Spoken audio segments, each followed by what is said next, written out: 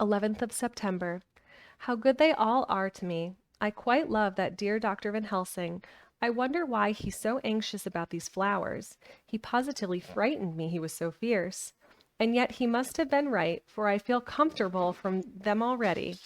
Somehow I do not dread being alone tonight, and I can go to sleep without fear. I shall not mind any flapping outside the window. Oh, the terrible struggle that I have had against sleep so often of late, the pain of the sleeplessness, or the pain of the fear of sleep, with such unknown horrors as it has for me. How blessed are some people whose lives have no fears, no dreads, to whom sleep is a blessing that comes nightly, and brings nothing but sweet dreams. Well, here I am tonight, hoping for sleep, and lying like Ophelia in the play, with virgin krantz and maiden struments. I never liked garlic before, but tonight it is delightful. There is peace in its smell. I feel sleep coming already. Good night, everybody. Dr. Seward's Diary, 12th of September. Called at the Berkeley and found Van Helsing, as usual, up to time. The carriage ordered from the hotel was waiting. The professor took his bag, which he always brings with him now.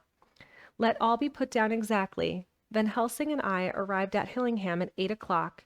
It was a lovely morning. The bright sunshine and all the fresh feeling of early autumn seemed like the completion of nature's annual work. The leaves were turning all kinds of beautiful colors, but had not yet begun to drop from the trees. When we entered, we met Miss Westenra coming out of the morning room. She is always an early riser. She greeted us warmly and said, "You will be glad to know that Lucy is better. The dear child is still asleep. I looked into her room and saw her, but did not go in lest I should disturb her." The professor smiled and looked quite jubilant. He rubbed his hands together and said, "Aha, I thought I had diagnosed the case. My treatment is working," to which she answered, "You must not take all the credit to yourself, doctor. Lucy's state this morning is due in part to me." "How do you mean, ma'am?" asked the professor. "Well, I was anxious about the dear child in the night, and went into her room. She was sleeping soundly, so soundly that even my coming did not wake her. But the room was awfully stuffy. There were a lot of those horrible, strong-smelling flowers about everywhere, and she had actually a bunch of them around her neck. I feared that the heavy odor would be too much for the dear child in her weak state, so I took them all away and opened a bit of the window to let in a little fresh air. You will be pleased with her, I am sure." She moved off into her boudoir, where she usually breakfasted early. As she had spoken, I watched the professor's face and saw it turn ashen gray. He had been able to retain his self-command whilst the poor lady was present, for he knew her state and how mischievous a shock would be. He actually smiled on her as he held open the door for her to pass into her room. But the instant she disappeared, he pulled me, suddenly and forcibly, into the dining room and closed the door. Then, for the first time in my life, I saw Van Helsing break down. He raised his hand over his head in a sort of mute despair, and then beat his palms together in a helpless way. Finally, he sat down on a chair, and putting his hands before his face began to sob, with loud, dry sobs that seemed to come from the very racking of his heart. Then he raised his arms again, as though appealing to the whole universe. "Hi, Mom." "God, God, God," he said, "what have we done? What has this poor thing done, that we are so sore beset? Is there fate amongst us still, sent down from the pagan world of old, that such things must be, and in such way? This poor mother, all unknowing, and all for the best does she think, does such thing as lose her daughter body and soul, and we must not tell her, we must not even warn her, or she die, and then both die. Oh, how we are beset! How are all the powers of the devils against us?" Suddenly he jumped to his feet. "Come," he said, "come, we must see and act. Devils or no devils, or all the devils at once, it matters not. We fight him all the same." He went to the hall door for his bag, and together we went up to Lucy's room. Once again I drew up the blind, whilst Van Helsing went towards the bed. This time he did not start as he looked on the poor face with the same awful waxen pallor as before. He wore a look of stern sadness and infinite pity. "As I expected," he murmured, with that hissing inspiration of his which meant so much.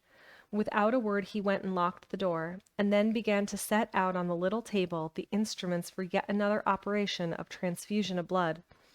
I had long ago recognized the necessity and began to take off my coat. But he stopped me with a warning hand. "No," he said, "today you must operate. I shall provide. You are weakened already." As he spoke, he took off his coat and rolled up his shirt sleeve.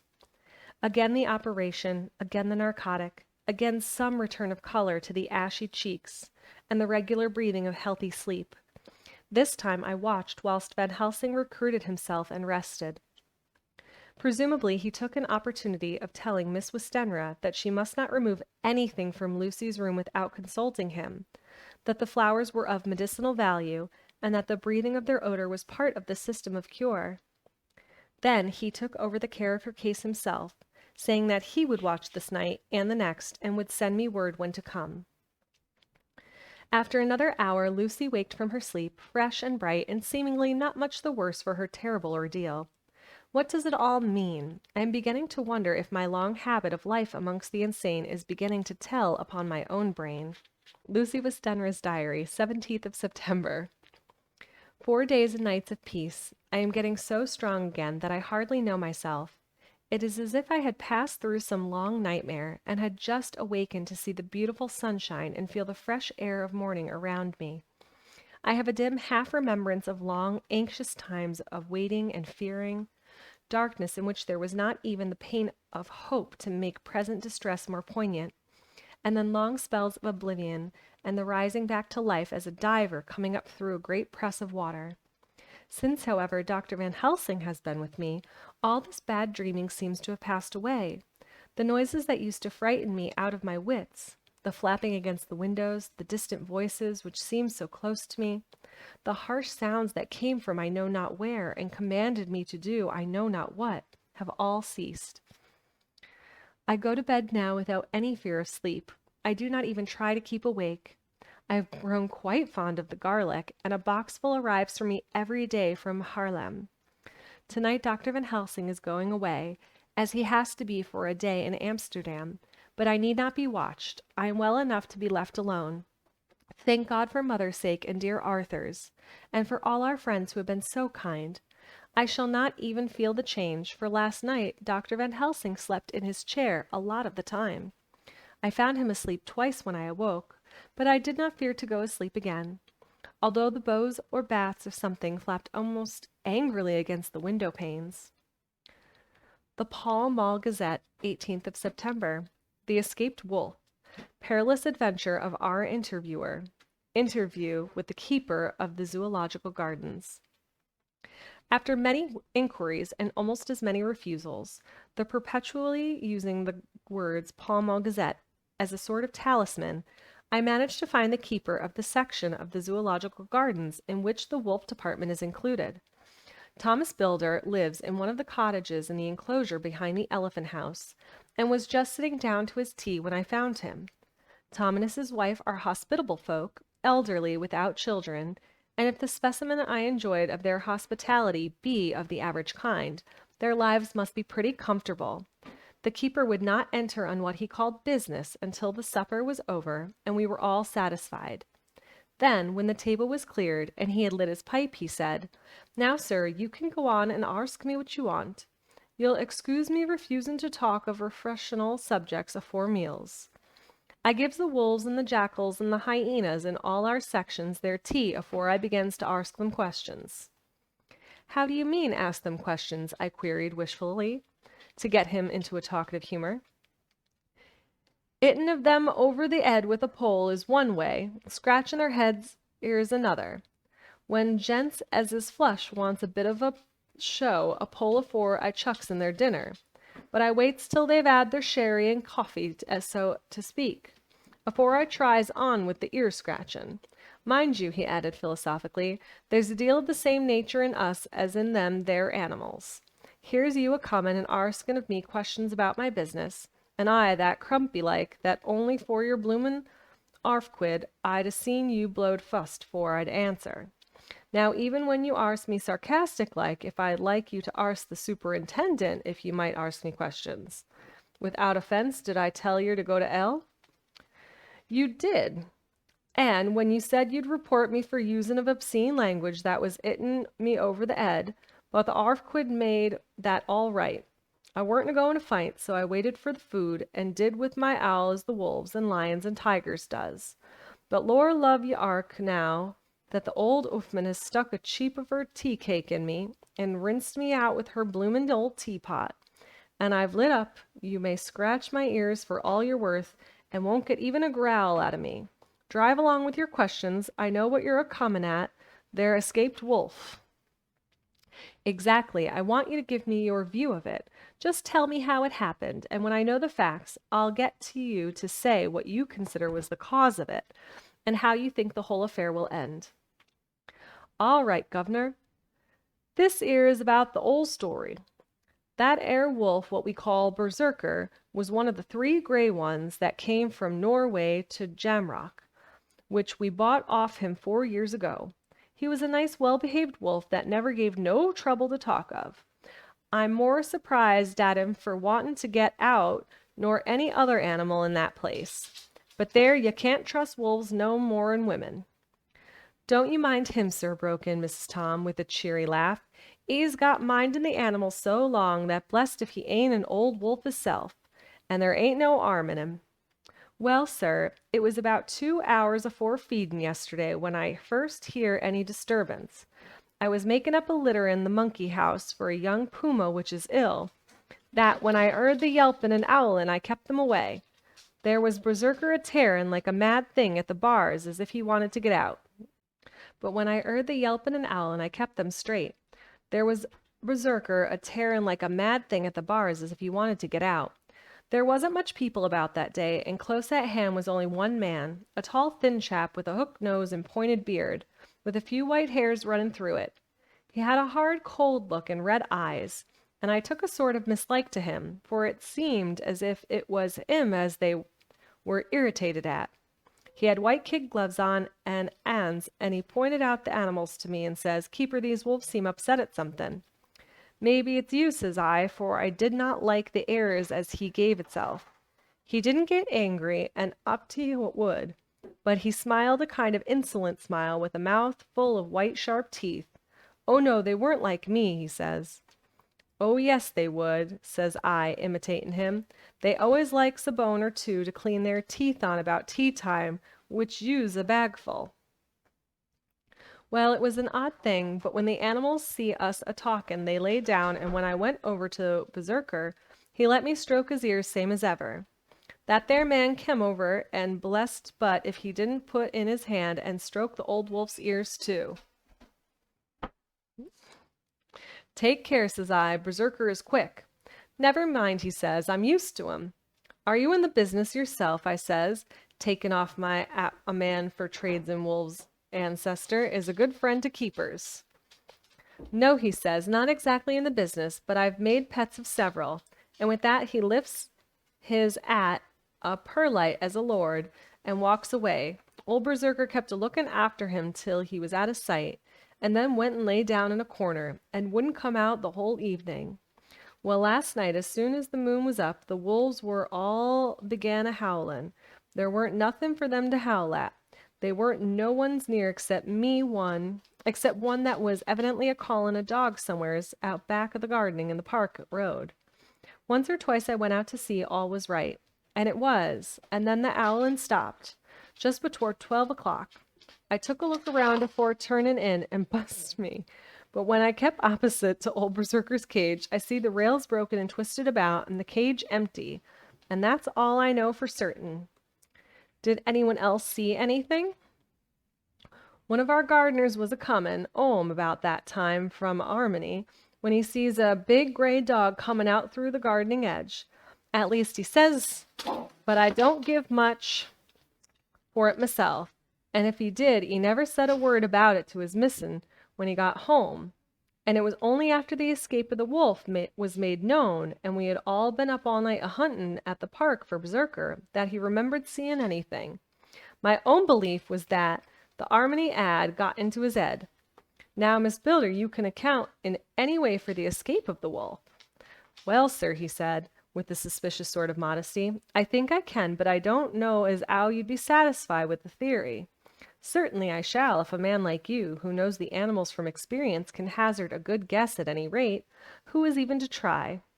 Well then, sir, I accounts for it this way. It seems to me that Herr Wolf is escaped, simply because he wanted to get out.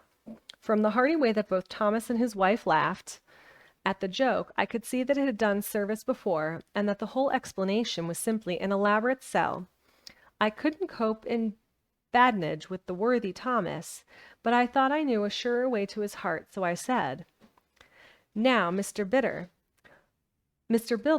we'll consider that first half sovereign worked off, and this brother of his is waiting to be claimed when you told me what you think will happen." "Right ye are, sir," he said briskly. "You'll excuse me, I know, for a chaffin' of ye, but the old woman here winked at me, which was as much as tellin' me to go on." "Well, I never," said the old lady. "My opinion is this, that Herr Wolf is a 'idin' of somewheres. The gardener what didn't remember said he was a gallopin' northward faster than a horse could go. But I don't believe him, for you see, wolves don't gallop no more'n dogs does. They not bein' built that way. Wolves is fine things in a story book, and I dare say when they gets in packs and does be chivyin' something, that's more afeard than they is they can make a devil of noise to chop it up, whatever it is. But Lord bless ye, in a real life a wolf is only a low creature, not half so clever or bold as a good dog, and not half a quarter as much fight in him. This one ain't being used to fightin' or even to providin' for hisself, and more like he's somewhere round the park a hidin' and a shiverin' of, and if he thinks at all, wonderin' where he is to get his breakfast from, or maybe he's got some area as in a coal cellar. My eye, won't some cook get a rum start when she sees his green eyes a shinin' out at her at the dark. If he can't get food, he's bound to look for it, and mayhap he might chance to light on a butcher's shop in time. If he doesn't, and some nursemaid goes a walkin' orf with a soldier, leavin' of the infant in the perambulator, well, then I shouldn't be surprised if the census is one baby less, that's all." I was handing him the half sovereign when something came bobbing up against the window, and Mr. Builder's face doubled its natural length with surprise. "God bless me," he said, "if there ain't old Berserker come back by hisself." He went to the door and opened it, a most unnecessary proceeding, it seemed to me. I have always thought that a wild animal never looks so well as when some obstacle of pronounced durability is between us. A personal experience has intensified rather than diminished that idea. After all, however, there is nothing like custom, for neither Builder nor his wife thought any more of the wolf than I should of a dog. The animal itself was as peaceful and well behaved as that father of all picture wolves, Red Riding Hood's quondam friend, whilst moving her confidence in masquerade. The whole scene was unutterable mixture of comedy and pathos. The wicked wolf that for half a day had paralyzed London and set all children in the town shivering in their shoes, was there in a sort of penitent mood, and was received and petted like a sort of vulpine prodigal son. Old Builder examined him all over with most tender solicitude, and when he had finished with his penitent, said, "There, I knew the poor old chap would get into some kind of trouble. Didn't I say it all along? Here's his head all cut and full of broken glass. He's been a-getting over some bloomin' walls or other. It's a shame that people are allowed to top their walls with broken bottles. This 'ere's what comes of it. Come along, Berserker." He took the wolf and locked him up in a cage, with a piece of meat that satisfied, in quantity at any rate, the elementary conditions of the fatted calf, and went off to report. I came off to report the only exclusive information that is given today regarding the strange escapade at the zoo. Dr. Seward's Diary, 17th of September. I was engaged after dinner in my study, posting up my books, which, through press or other work, and many visits to Lucy, had fallen sadly into arrear. Suddenly the door was burst open, and in rushed my patient, with his face distorted with passion. I was thunderstruck, for such a thing as a patient getting of his own accord into the superintendent's study is almost unknown. Without an instant's pause, he made straight at me. He had a dinner knife in his hand, and, as I saw he was dangerous, I tried to keep the table between us.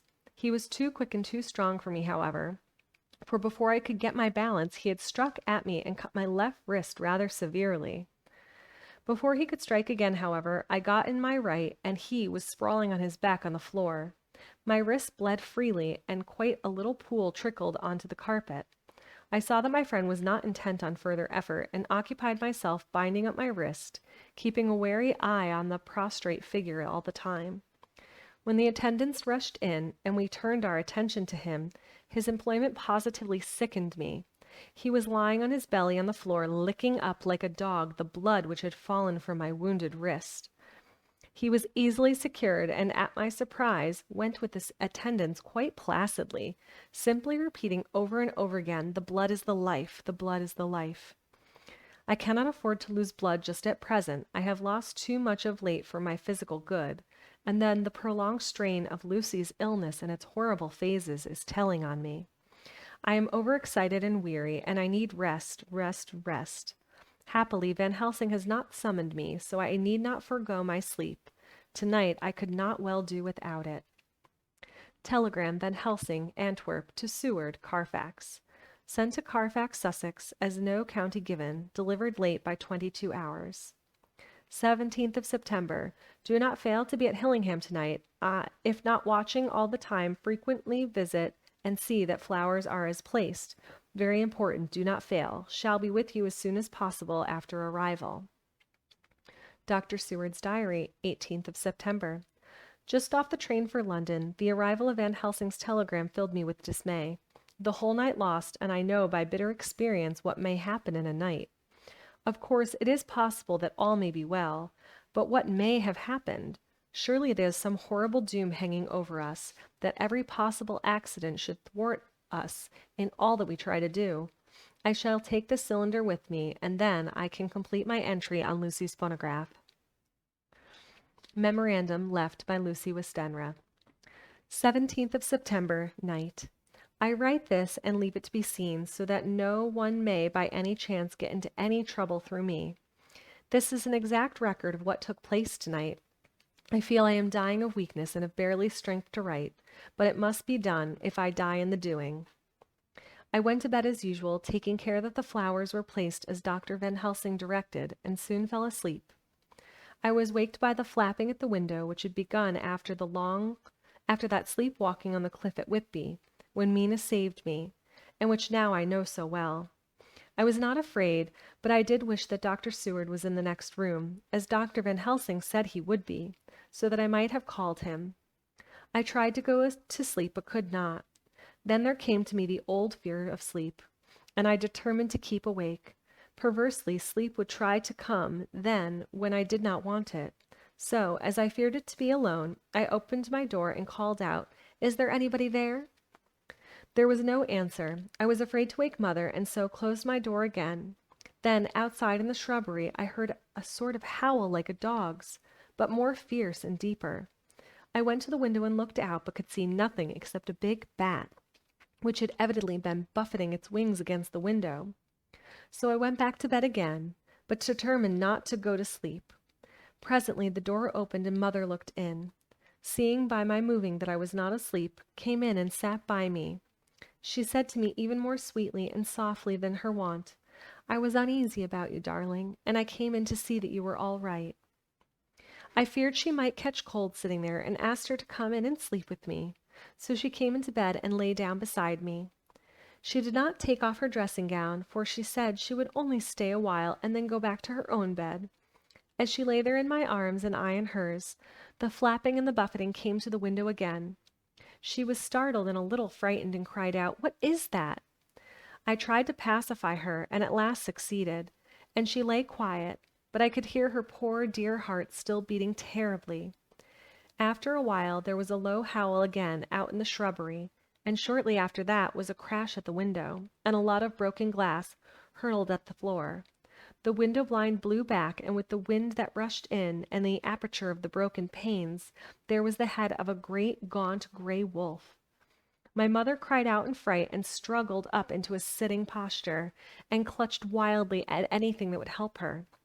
Amongst other things, she clutched the wreath of flowers that Dr. Van Helsing insisted on my wearing around my neck, and tore it away from me. For a second or two she sat up, pointing at the wolf, and there was a strange and horrible gurgling in her throat. Then she fell over as if struck by lightning, and her head hit my forehead and made me dizzy for a moment or two. The room all around seemed to spin. I kept my eyes fixed on the window, but the wolf drew his head back, and in a whole myriad of little specks seemed to come blowing in through the broken window, and wheeling and circling around the pillar of dust that travelers describe when there is a simoon in the desert. I tried to stir, but there was some spell upon me, and dear mother's poor body, which seemed to grow cold already, for her dear heart had ceased to beat, weighed me down, and I remembered no more for a while. The time did not seem long, but very, very awful, till I recovered consciousness again. Somewhere near, a passing bell was tolling, and the dogs all around the neighborhood were howling. In our shrubbery, seemingly just outside, a nightingale was singing. I was dazed and stupid with pain and terror and weakness, but the sound of the nightingale seemed like the voice of my dead mother come back to comfort me. The sound seemed to have awakened the maids too, for I could hear their bare feet pattering against my door. I called to them and they came in, and when they saw what had happened and what it was that lay over me in the bed, they screamed out. The wind rushed in through the broken window and the door slammed to. They lifted off the body of my dear mother and laid her, covered up with a sheet, on the bed after I got up. They were all so frightened and nervous that I directed them to go to the dining room and have each a glass of wine. The door flew open for an instant and closed again. The maids shrieked and went in on a body in the dining room, and I laid what flowers I had on my dear mother's breast. When they were there, I remembered what Dr. Van Helsing had told me, but I didn't like to remove them. And besides, I would have some of the servants to sit up with me now. I was surprised that the maids did not come back. I called them but got no answer, so I went to the dining room to look for them. My heart sank when I saw what had happened. They, all four, lay helpless on the floor, breathing heavily. The decanter of sherry was on the table, half full, but there was a queer, acrid smell about it. I was suspicious and examined the decanter. It smelled of laudanum. And looking on the sideboard, I found that the bottle which mother's doctor uses for her, did use, was empty. What am I to do? What am I to do? I am back in the room with mother. I cannot leave her, and I am alone, save for the sleeping servants whom someone has drugged. Alone with the dead. I dare not go out, for I hear the low howl of the wolf through the broken window. The air seems full of specks, floating and circling in the draught from the window, and the lights burn blue and dim. What am I to do? God shield me from harm this night. I shall hide this paper in my breast, where they shall find it when they come to lay me out. My dear mother gone, it is time that I go too. Goodbye, dear Arthur. If I should not survive this night, God keep you, dear, and God help me.